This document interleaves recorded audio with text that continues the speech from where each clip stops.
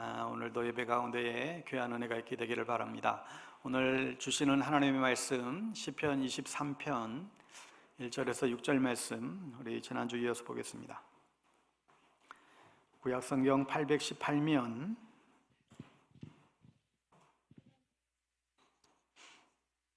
시편 23편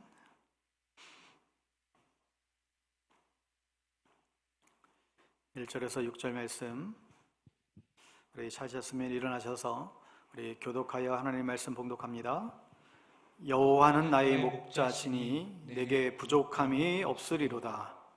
그가 나를 푸른 풀밭에 누이시며 쉴만한 물가로 인도하시는도다. 내 영혼을 소생시키시고 자기 이름을 위하여 의의 길로 인도하시는도다. 내가 사망의 음침한 골짜기로 다닐지라도 해를 두려워하지 않을 것은 주께서 나와 함께 하심이라. 주의 지팡이와 막대기가 나를 안위하시나이다. 주께서 내 원수의 목전에서 내게 상을 차려주시고 내 기름을 내 머리에 부으셨으니 내 잔이 넘치나이다. 내 평생의 선하심과 인자하심이 반드시 나를 따르리니 내가 여호와의 집에 영원히 살리로다. 아멘. 그리스도인의 재정 원칙 시리즈 말씀 오늘 두 번째 시간 이어집니다. 가장 가난한 인생 누구인가? 라는 제의 말씀입니다. 요즘 물가가 너무 많이 올랐다고 합니다.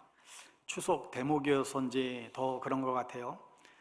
지난 주간에 반찬 봉사가 이제 순서대로 이 반찬 품목들이 이제 정해져 있는데 지난 주간에는 이제 간식이나 이제 과일 이렇게 제공하는 주간이었습니다. 그래서 일부러 양재동 하나로마트까지 이제 갔는데 우리의 그 매주 정해진 예산이 있는데 이 예산 가지고는 뭐 도저히 살 수가 없겠더라고요. 한 두 바퀴를 돌다가 도저히 안 되겠다. 다시 남성시장으로 가야 되겠다. 그렇게 이제 헤매다가 한쪽에 또 견과류 또 과자류가 눈에 띄어서 거기에 애써 이제 맞추어서 전달할 수 있었습니다.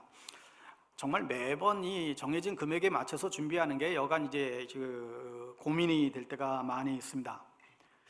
왜 이렇게 갈수록 물가가 오를까요?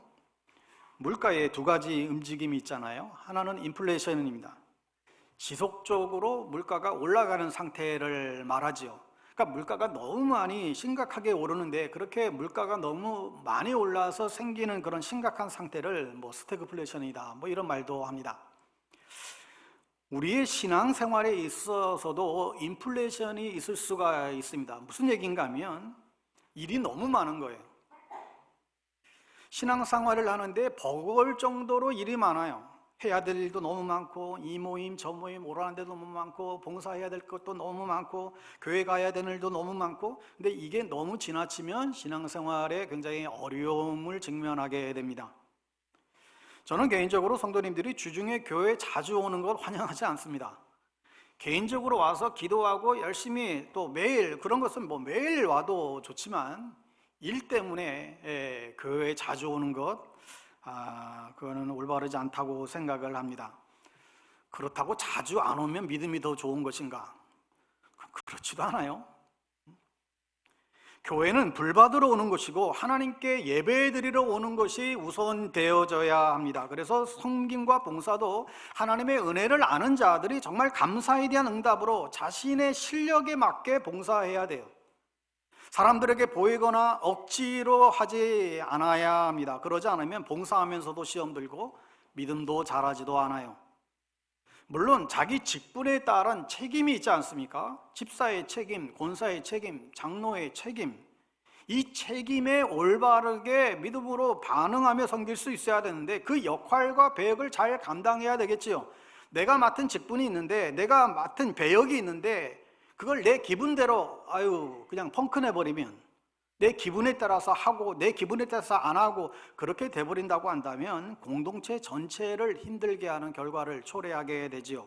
그러니까 나에게 부여된 배역을 잘 알고 그 배역에 맞게 최선을 다하는 것이 올바른 교회 생활인 것입니다. 근데 이 물가의 두 번째 움직임이 있는데 그게 뭐냐면 디플레이션입니다. 물가가 올라가는 게 아니라 오히려 이제 떨어지는 거예요. 그죠? 그런데 사실 경제학자들은 대부분이 동일하게 인플레이션보다 이 디플레이션이 훨씬 더 위험하다는 말을 이제 하고 있습니다. 왜냐하면 물가가 떨어지면 물가만 떨어지는 것이 아니라 같이 생산량의 감소가 일어나잖아요. 생산량의 감소가 이루어지게 되면 또 실업의 증가가 된다는 얘기예요. 실업의 증가가 일어나게 되면 이 경기가 악순환이 계속해서 반복된다는 것입니다. 교회도 마찬가지예요. 여러분, 교회가 막 신앙생활 하는데 이 일 저 일 너무 많으면 너무 힘들잖아요. 그런데 그것보다도 더 어려운 것이 뭐냐면 교회가 너무 편안한 거예요. 너무 편해요. 정확하게 얘기하면 아무 일이 없는 거예요. 아무런 긴장감도 없고 그냥 편안하게 주일날 예배드리고 밥 먹고 가면 끝이요. 그래서 옛날에 우리 선배 목사님, 어른 선배 목사님들은 농담 삼아 이런 얘기를 하셨어요.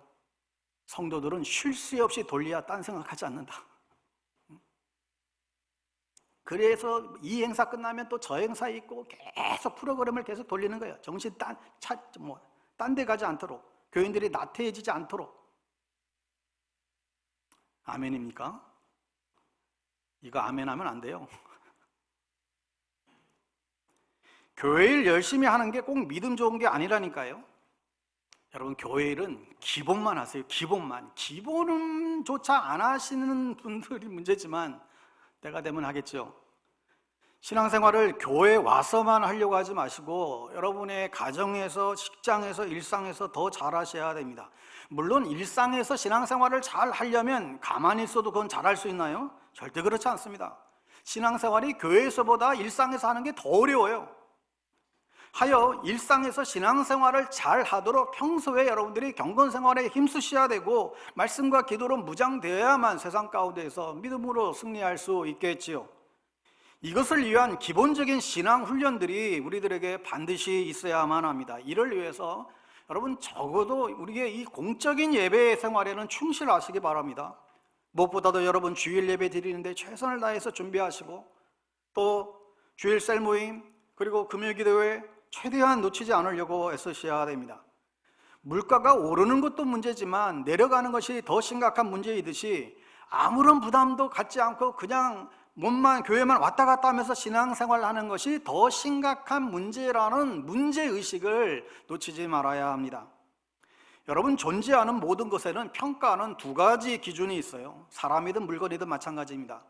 뭘 평가할 때에 두 가지를 평가하는데 하나는 가격이에요. 이게 얼마나 가치가 있는가, 얼마짜리냐. 그 다음에 평가 기준이 가치죠. 이게 가치가 있느냐 없느냐. 사람은 가격이 아닌 가치를 가지고 이제 생각해야 합니다. 오늘날 사람들은 그런데 어떻습니까? 가격에 민감하고 가격은 알지만 가치는 그렇게 중요치 생각하지 않습니다. 신앙이라고 하는 것은 가격으로 말할 수 없는 거예요. 가치를 얘기해야 되죠. 하나님 나라의 백성들은 돈을 가지고 평가하면 안 돼요. 무엇 가지고? 가치를 생각해야 돼요. 사람은 가격이 아니라 가치를 가지고 추구해야 되는 것이죠. 그래서 설령 사업이 망해도 묻고 다닐 수 있고, 저 사람은 세상의 것에 너무 저렇게 매여서 살지 않는구나. 아니, 저 사람은 저렇게 어려운 가운데서도 어떻게 저렇게 그냥 자신만만하게 저렇게 웃으면서 살아갈 수 있을까? 가치가 다른 것이죠. 가정에서도 사람은 가치로 말해야지 가격으로 말하면 절대 안 되는 것입니다. 우리는 가격이 오르든 내려도 사실 상관이 없어요. 중요한 게 뭐예요? 가치예요. 가치 있는 존재로 살아가야 합니다. W.R. 엘저라고 하는 분이 이런 얘기를 했어요. 가난한 자 10명은 돗자리 하나에서도 평화롭게 잠들지만 아무리 넓은 제국도 두 군주에게는 너무나 좁다. 무슨 얘기일까요? 인간의 욕심은 절대로 채울 수가 없다라는 거예요. 내가 마음을 비우면 아무것도 없는 상황에서 있다 할지라도 감사하고 만족할 수 있는데 내가 마음을 비우지 못하면 내가 아무리 많이 가져도 행복할 수 없고 그리고 늘 불안해하고 걱정할 수밖에 없게 되죠. 그래서 오늘은 가장 가난한 인생이란 제목으로 생각해 보고자 하는데, 우리가 지난 주일은 누가 부유한 사람인가 말씀을 나누면서 성경에서 말하는 진짜 부유한 자는 하나님이 전부여야 된다. 내 인생의 주어가 내가 아니라 하나님이 될 때 가장 부유한 자가 된다. 두 번째는 하나님을 나의 목자 삼고 그분의 인도함을 받는 사람이 가장 부유한 자가 될 수 있다 말씀을 했어요. 오늘 말씀도 같은 맥락에서 반대로 어떤 사람이 가장 가난한 사람인가, 어떤 것이 진짜 가난한 것이고 어떤 사람이 진짜 가치 없는 사람인가, 여기에 대해서 생각해 보고자 합니다. 여러분, 가난에는 세 종류의 가난이 있잖아요. 첫째는 물질적인 가난이 있어요. 물질적으로 가난하면, 돈이 없으면 일단 우리 몸이 고생해요. 몸이 좀 불편해지죠. 그러나 물질적 가난은 사람의 가치를 정확하게 볼 수 있게 해주어요.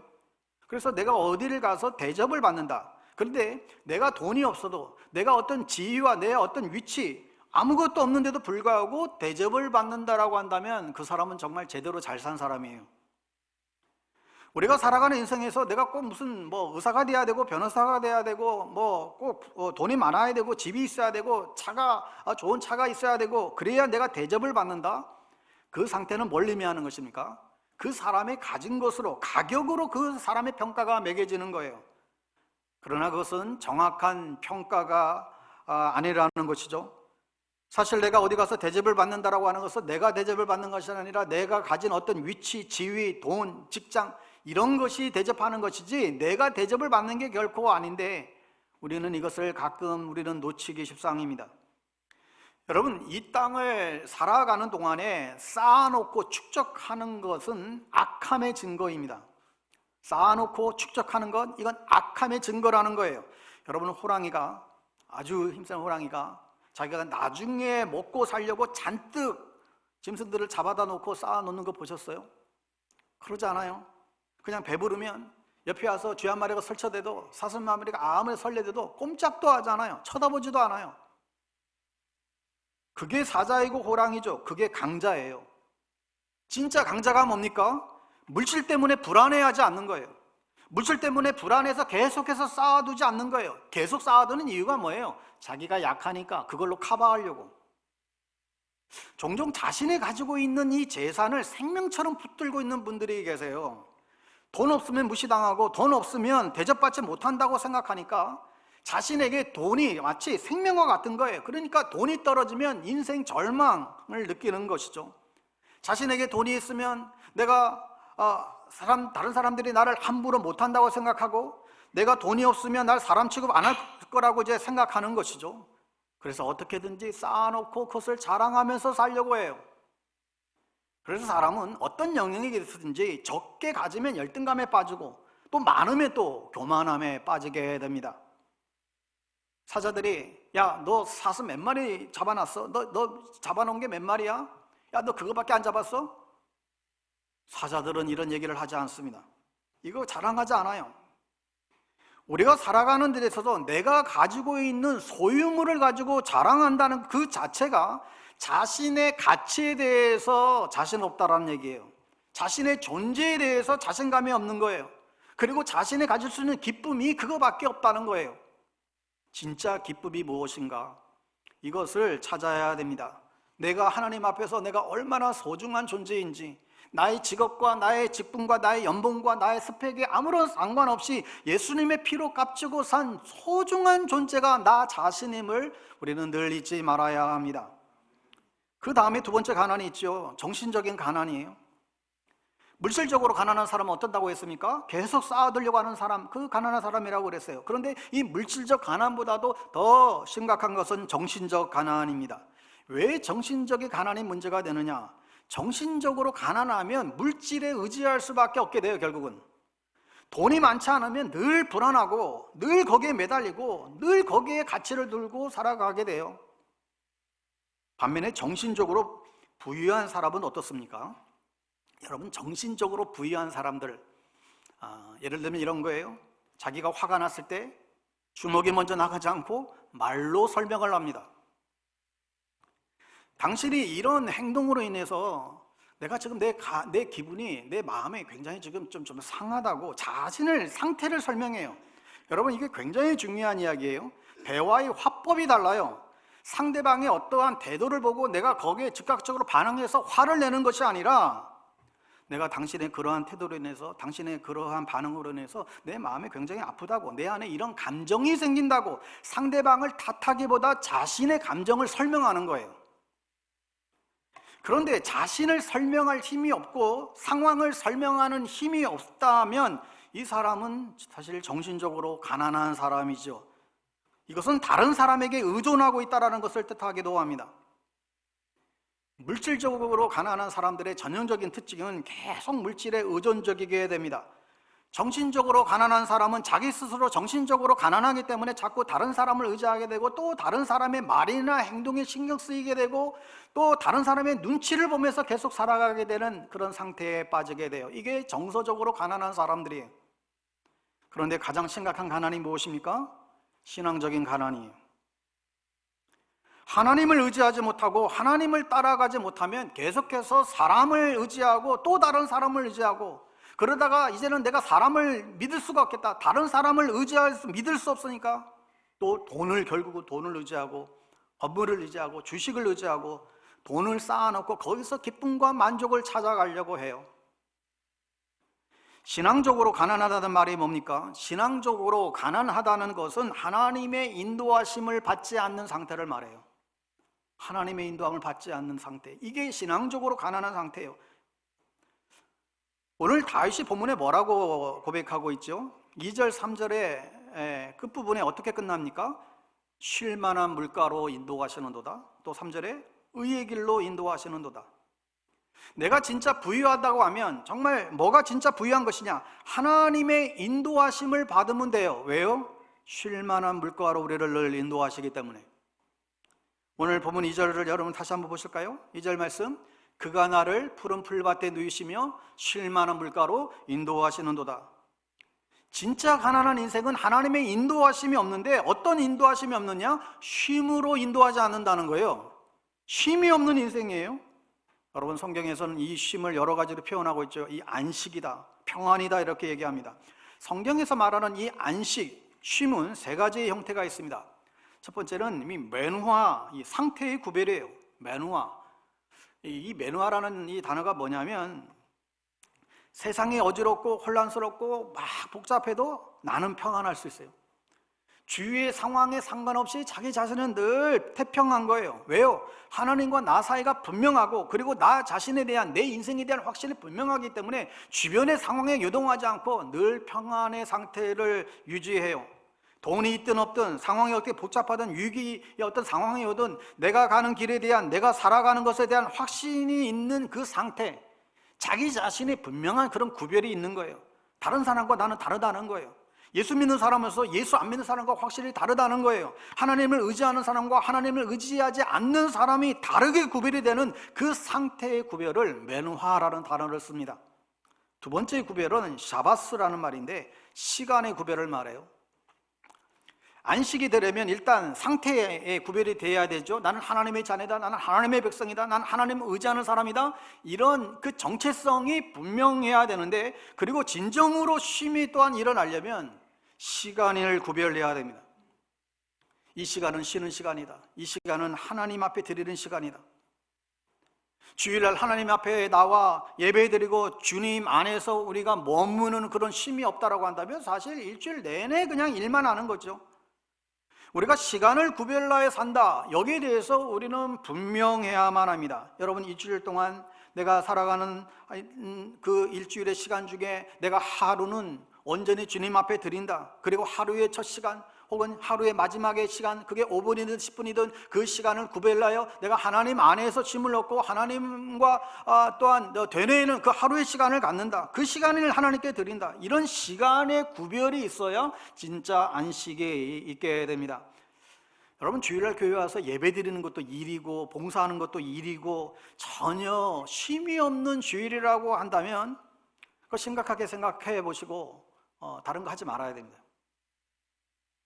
주일은 교회 와서 불 받는 시간이고 은혜의 에너지를 채우는 시간이고 주님 안에서 안식을 누려야 되는 시간이 되어야 되는데, 전혀 영적인 공급 없이 그냥 봉사만 하고 일만 하다가 돌아간다고 한다면 그건 비참한 거예요. 그렇게 해서는 안 됩니다. 주일이 제일 피곤해. 많은 크리스찬들이 이런 얘기 많이 해요. 주일 제일 피곤해. 월요일날 교회 가면, 직장 가면 제일 피곤해. 사실 여기는 문제가 있습니다. 우리 한국교회 전체의 어떤 문제라고 생각돼요. 심각한 점검이 필요하다고 생각이 들어요. 하지만 여러분, 교회는 뭐 그렇다고 아무도 섬기는 사람도 없고 다 섬김을 받으려고만 한다면, 다 그냥 편안하게 다 누군가가 해주기만을 바란다고 한다면 어떻게 교회가 돌아가겠어요? 사실 교회는 마리아보다 마르다가 더 필요할 때가 사실 더 많아요. 그럼에도 명심할 것은, 하나님은 우리에게 일시키려고 부르는 것이 아니라 내 백성은 나의 찬송을 부르게 하기 위함이다. 우리를 예배자로 부르셨다는 거예요. 그러니까 우리가 하는 일과 봉사가 나의 찬송이 되면 아무런 문제가 없어요. 내가 아무리 수고하고 애쓰고 여러 가지 많은 일을 해도 그것이 나의 입술의 찬송과 그 감사와 고백이 되면 그건 아무런 문제가 되지 않아요. 기쁨으로 찬송을 부르듯 청소를 하고 식사를 준비하고 아이들을 케어하고 기쁨으로 찬송을 부르듯 그 일이 진행되면 좋지만, 체면 때문에, 부담 때문에, 혹은 뭐 직분자니까 또 직분자가 되기 위해서 그런 과정 때문에 억지로 해야 되는 거라고 한다면 이것은 문제가 있지요. 그래서 교회에 이 신앙에 성숙한 사람들이 사실 많아져야 연약한 성도들이 주일에 나서 마음껏 정말 잘 쉼을 얻고 갈 수 있도록, 그 누군가는 이제 섬겨야 그게 가능하기에 그 일들을 기쁨과 감사함으로, 자원함으로 이게 감당하는 것이 교회를 향한 섬김이고 영혼을 향한 섬김이라고 말할 수가 있습니다. 20세기 성자라고 불렸던 이 오스왈드 챔버스는 그의 유명한 책 주님은 나의 최고봉이라는 그 책에서 이런 얘기를 했어요. 다른 사람을 향한 참된 섬김은 우리가 주님을 최고로 사랑할 때 가능하다. 그렇다. 오직 주님을 향한 사랑만이 다른 사람들을 위해 끝까지 섬길 수 있는 동기를 부여하는 것이다. 여러분, 그렇지요? 여러분, 우리의 힘으로, 우리의 의지로 섬기려고 하는 것은 부족할 수밖에 없고 그건 지칠 수밖에 없어요. 하지만 하나님을 최고로 사랑하는 사람은 섬기다가 포기하지 않고 끝까지 섬길 수 있는 힘이 생기는 것이죠. 그것이 주님을 향한 참된 예배이고 영적 예배라는 것입니다. 그 다음에 이 카타파우시스라고 하는 단어인데, 이 장소의 구별을 말해요. 여러분, 요즘은 이 싱글 세대가 점점 늘어나면서 사람이 사는 공간의 문제가 뭐냐면, 잠자는 공간과 일하는 공간과 밥 먹는 이게 다 공간이 같아지는 거예요. 그런데 이 구별이 안 될수록 삶이 아주 혼미하게 됩니다. 흩어지게 됩니다. 여러분, 시간도 구별해야 되지만 시간 구별 자체가 이 공간에, 한 공간에 묶어놔 버리면 이 시간 구별이 안 돼요. 왜요? 그 자리에서 먹고 그 자리에서 자고 그 자리에서 일하고 꼼짝 안 해. 그러게 되면 여러분, 사실 생활이 엉망이 됩니다.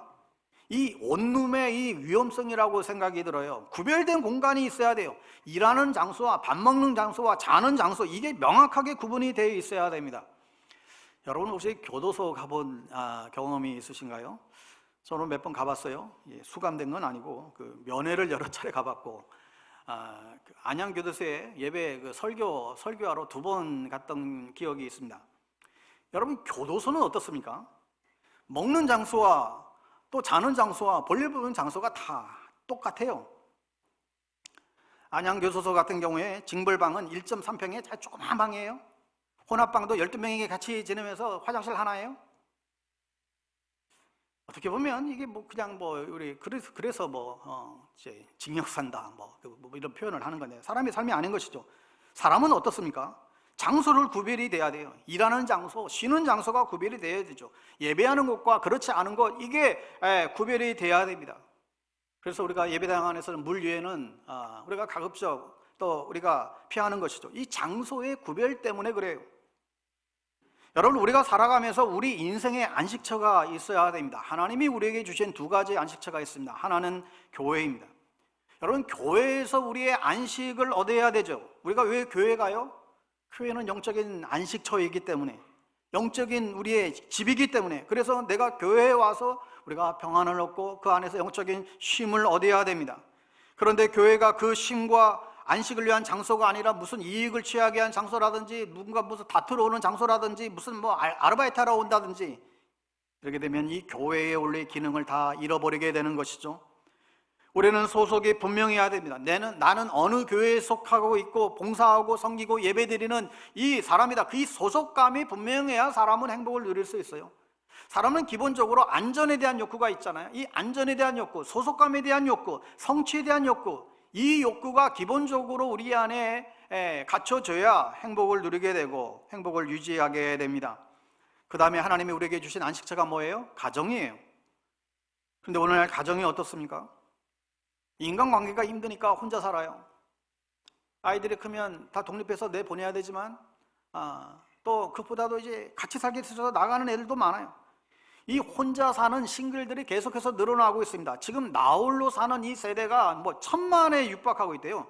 주민등록을 한 10세대 가운데 4세대가 지금 혼자 거주해요. 그러니까 40%가 지금 넘었어요. 점점 늘어난대요. 근데 이게 한편으로는 이게 무엇을 의미할까요?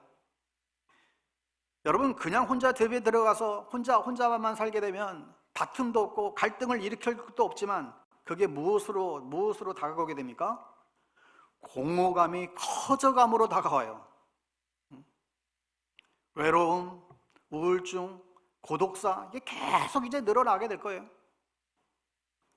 사람은 사회적인 동물이기 때문에 누군가와 이야기를 해야 되고 삶을 나눠야만 합니다. 그래서 가장 좋은 것이 가정이 가정답게, 가족이 가족되게 그렇게 교류하고 서로 의지하고 살아갈 수 있는 것이 사실 가장 좋은 것인데, 여러분, 그게 안 된다라고 한다면 가족 같은 사람을 만들어 가셔야 됩니다. 그래야지 여러분의 앞으로의 삶과 인생을 살아갈 수 있게 돼요. 그래서 사실 가족 같은 교회, 정말 진짜 영적인 가족 교회 공동체가 그래서 너무나 이제 중요한 것입니다. 여러분, 우리의 삶에 늘 기억해야 됩니다. 하나님께서 우리를 쉴 만한 물가로 인도하십니다.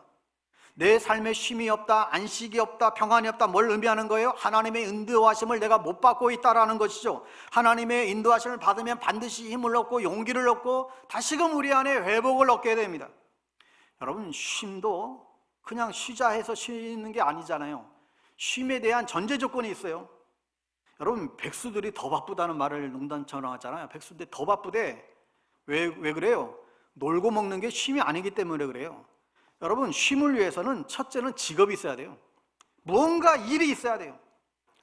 그 다음에 두 번째는 멈춤이 있어야 돼요. 중단이 있어야 돼요. 계속 달리기만 해서는 안 돼요. 고속도로에 뭐 그런 표현 있잖아요. 2시간 달리고 꼭 뭐 10분 쉬세요. 막 그런 편말들 있잖아요. 급하다고 쉬지 않고 달리면 그게 빨리 가는 게 아니라는 거예요. 오히려 더 사고 위험이 늘어나고 효율성이 떨어진다는 것이죠. 여러분, 모든 게 다 그렇습니다. 기계도 쉬어줘야 되고 사람도 쉬어줘야 됩니다. 그리고 쉼이 되려면 뭐가 있어야 되느냐? 보호가 있어야 됩니다. 이 사회 안전망이 있어야 되는데 우리 사회가 그렇게 튼튼한 편이 아니잖아요. 그러면 진짜 우리가 믿을 수 있는 보호, 정말 우리에게 믿을 수 있는 그 보호는 뭐예요? 하나님의 보호하심이고, 하나님의 보호하심 가운데 있는 인생들이 가장 중요한 것입니다. 하나님이 보호하사 우리 나라 만세. 아멘. 그리고 진짜 이 땅을 살아가는 동안에 쉼이 있으려면 회복이 있어야 됩니다. 회복이 뒤따라야 돼요. 사람은 에너지를 쓰기 마련이죠. 계속해서 힘이 빠지기 마련이에요. 그러다가도 또다시 재충전해서 다시 힘을 얻고 다시 열심히 일을 할 수 있는 이런 회복이 있어야 되는데, 여러분, 그래서 오늘 주님께서 본문에 뭐라고 말씀하세요? 그가 나를 푸른 초장에 누이시며, 여러분, 초장도 그냥 초장이 아니라 푸른 초장이래요. 단순히 녹지대를 말하는 게 아니고 여기서 푸르다라고 하는 것은 사막의 그 뜨거운 태양빛을 가릴 수 있는 그늘질 곳을 말해요. 맹수가 언제든지 달려들어와서 공격할 수 있는 그런 게 아니고, 푸른 초장은 그런 가운데서도 보호받을 수 있는 그런 장소를 의미합니다. 여러분, 그런 곳이 사실 교회가 돼야 되고 가정이 돼야 되죠. 세상에서 가장 안전한 곳이 교회이고 가정이 되어야 합니다. 그리고 또 오늘 본문에 뭐라고 말해요? 쉴만한 물가로 인도하시는도다. 여러분, 이 쉴만한이라고 하는 것은 이건 세찬, 물결과 반대로 잔잔하다는 거예요. 하나님께서 때때로는 우리를 아주 급류와 같은 그런 상황으로 인도하셨다라고 한다면, 여러분, 그 급류 앞에서 우리가 평안하기가 사실 쉽지가 않잖아요. 그래서 주님은 우리를 다시금 쉴만한 물가로 계속해서 인도하신다. 우리를 잔잔한 물가로 안전하게 쉴 수 있도록 하신다. 내 삶에 쉼이 있느냐, 안식이 있느냐, 이 부분을 우리는 분명히 생각해야만 합니다.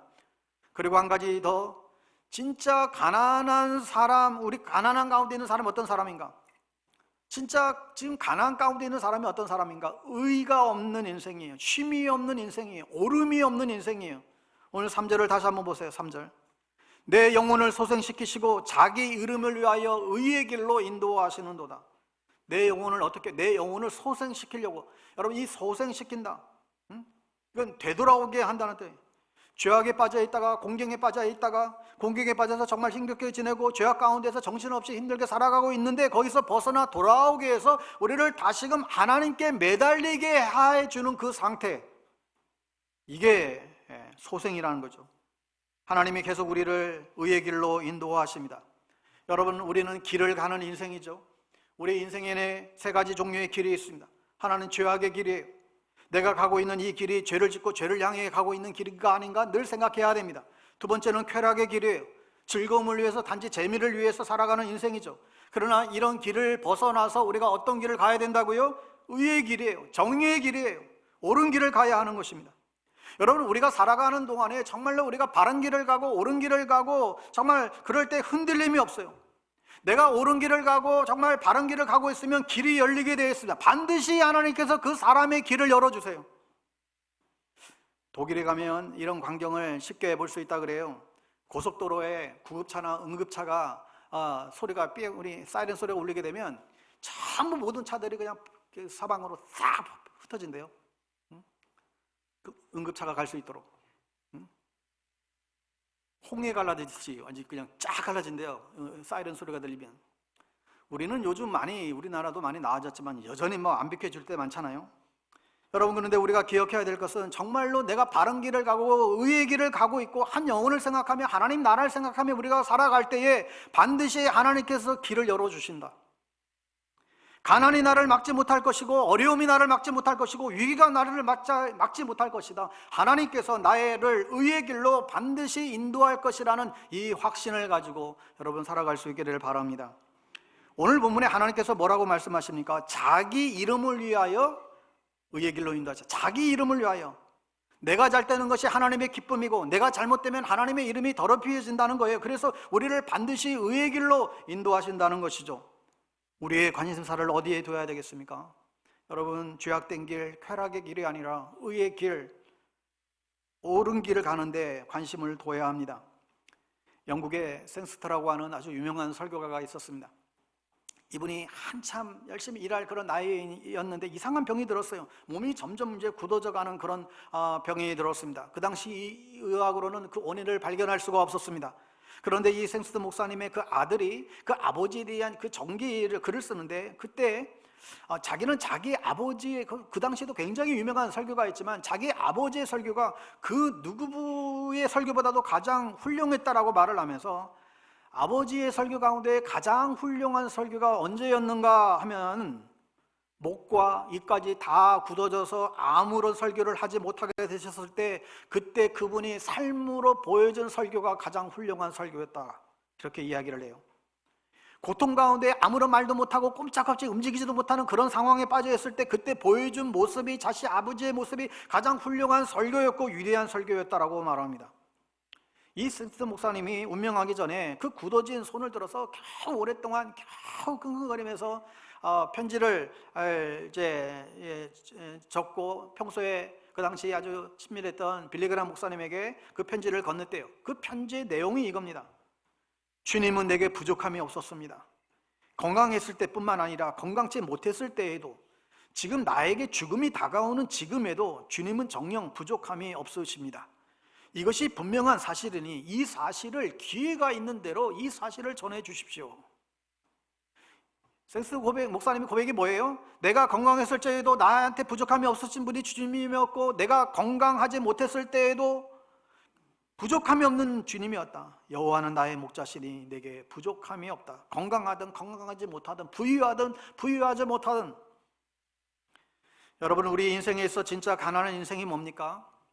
돈이 없는 게 아닙니다. 명예가 없는 게 아닙니다. 직장이 없는 게 아닙니다. 하나님의 인도하심을 받지 못하는 거예요. 하나님께서 나를 쉴 만한 물가로 인도하시는 거 아닌가? 하나님께서 나를 의의 길로 인도하시는 거 아닌가? 이게 중요한 것이죠. 근데 우리는 항상 뭐라고 그래요? 없는 게 문제라고 그래요. 돈이 왼수라고 그래요. 돈이 없어서 늘 이렇게 얘기를 합니다. 그러나 하나님은 항상 뭐라고 말씀하십니까? 오히려 더 역설적으로 있는 것이 문제래요. 왜 그러냐면 있는 곳에는 항상 인간의 욕심이 머뭇거리게 돼 있어요. 여러분, 재벌가들 싸우는 거 보세요. 부모 자식도 없고 형제간도 없어요. 법정 고세하고. 왜 그렇습니까? 많으니까 문제인 거예요. 없을 때는 오히려 형제간의 우애가 돈독했죠. 여러분, 그래서 잠언 17장 1절 말씀 함께 읽어볼까요? 잠언 17장 1절 같이 한번 읽습니다. 시작. 마른 떡 한 조각만 있고도 화목하는 것이 고기와 생선이 집에 가득하고도 다투는 것보다 나으니라. 여러분, 교회도 마찬가지예요. 교회가 싸우는 교회는 돈이 많아서 그래요. 돈 많으니까 싸우는 거예요. 교회에 돈이 전혀 없으면 싸울 일이 없습니다. 돈 때문에 싸워요. 예산 때문에 싸워요. 일찌감치 없으면 싸울 일도 없어요. 교회 타락의 첫 번째 원인은 무슨 목회자가 타락하고 그걸 떠나서 교회가 재산을 의지하고 예수 그리스도의 이름을 의지하지 않을 때 교회 타락은 시작이 돼요. 초대교회는 은과 금은 없지만 예수 그리스도의 이름으로 넘어진 자들 다 일으켜 세웠어요. 하지만 중세로 오면서 교회의 권세가 하늘을 찌르게 됐고 은과 금이 넘쳐나면서 예수 그리스도의 능력은 다 사라져버렸죠. 그래서 교회는 이유 없이 절대 돈을 쌓아 놓아서는 안 돼요. 여러분, 착각하지 말아야 될 것이 교회 재정이 많아진 것, 교회 헌금이 쌓이는 것이 하늘 창고에 쌓인다. 여러분, 이렇게 착각하시는 분들이 계세요. 하나님이 기뻐하시는 일 다 흘려보내야 돼요. 늘 교회는 어쩌면 늘 제로 베이스를 유지해야 돼요. 모자라도 문제지만, 그래서 여러분이 감자탕 교회라고 별명이 붙은 유명한 이 광영교회라고 있어요. 지금은 어떤지 모르겠어요. 시간이 많이 흘러서. 이 교회는 초기 한 10년 정도는 그 교회 그 정관에다가 아예 표기를 했어요. 매월 우리 교회 재정 매달마다 100만 원 이상의 재정을 절대로 남기지 않는다. 이걸 딱 못을 박아놨어요. 그러니까 100만 원 넘는 모든 재정은 다 사회에 필요한 곳을 다 흘려보내버려요. 절대 그냥 법으로 정해놨어요. 교회 100만 원 이상 재정 쌓아놓지 않는다. 그러다 보니까 이제는 몇천 명의 교회가 됐어요. 우리가 이런 정신을 배우자는 거예요.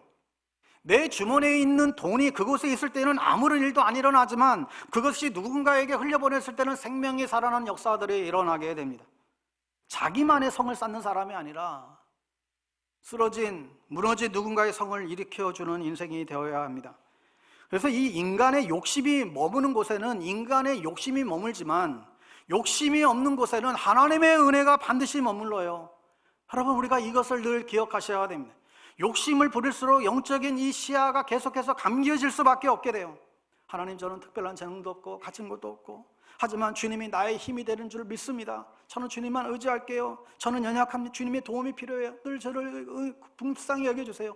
여러분, 늘 이렇게 심령이 가난한 사람에게 가장 큰 은혜가 머물게 되고, 그래서 가난한 자가 복이 있노라고 주님 말씀하시죠. 그러므로 여러분, 설령 나에게 물질을 넉넉하게 주지 않았다고 해서 그것 때문에 여러분이 혹이라도 너무 낙심하거나 혹 인생을 포기하거나 그러지 않게 되기를 바랍니다. 나름대로 최선을 다해서 살아가고 있고 한 주 동안 정말 벅찬 인생을 살아감에도 불구하고 재정의 복이 주어지지 않는 경우들이 있어요. 정말 남들보다도 더 최선을 다했음에도 불구하고 좋은 결과나 보상이 주어지지 않는 경우들이 있어요. 그 사람이 꼭 게을러서나 그 사람이 꼭 못났어도 아닌데 이상하게 안 풀리는 경우들이 있습니다. 손을 대는 하는 것마다 망해요. 애써 힘써가지고 남 좋은 일 다 시키는 경우들이 왕왕 있어요.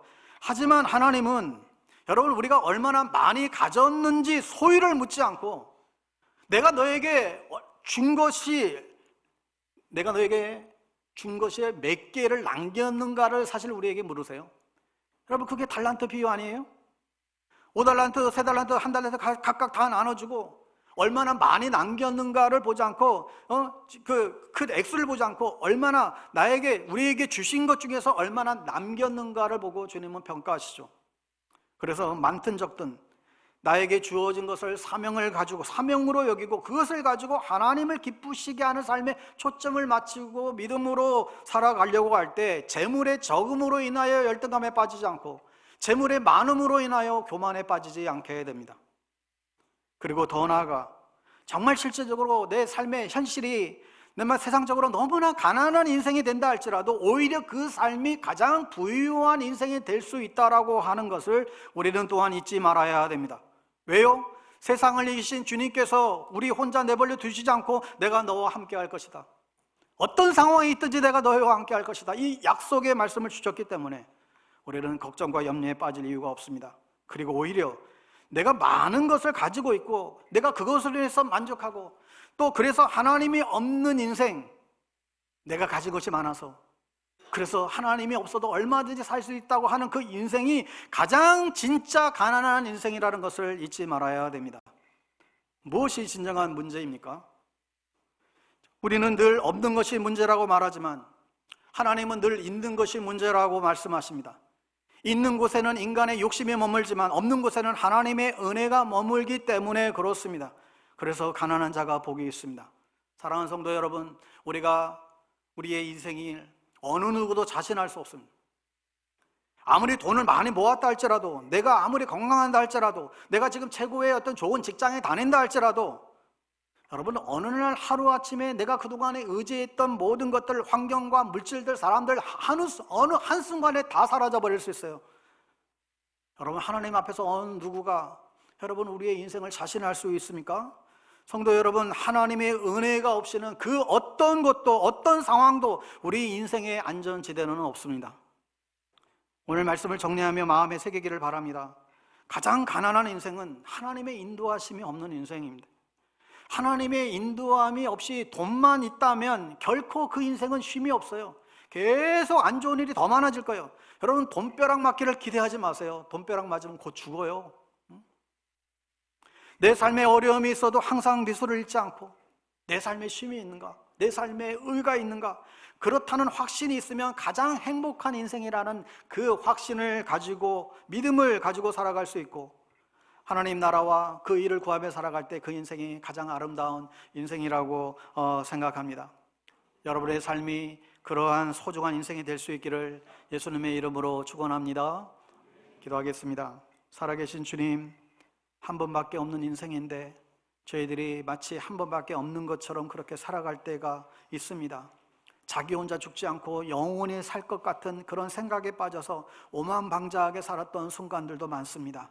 하나님 아버지, 우리 모두가 그러한 자리에서 벗어나서 늘 겸허하게 하시고 하나님 앞에 겸손한 마음으로 하나님 늘 바라보고 하나님 의지하며 살아갈 수 있도록 세상 것 의지하지 않고 삶의 모든 순간순간마다 주님만 인도하심을 받고 살아가는 우리 모두 될 수 있도록 은혜를 더하여 주시옵소서.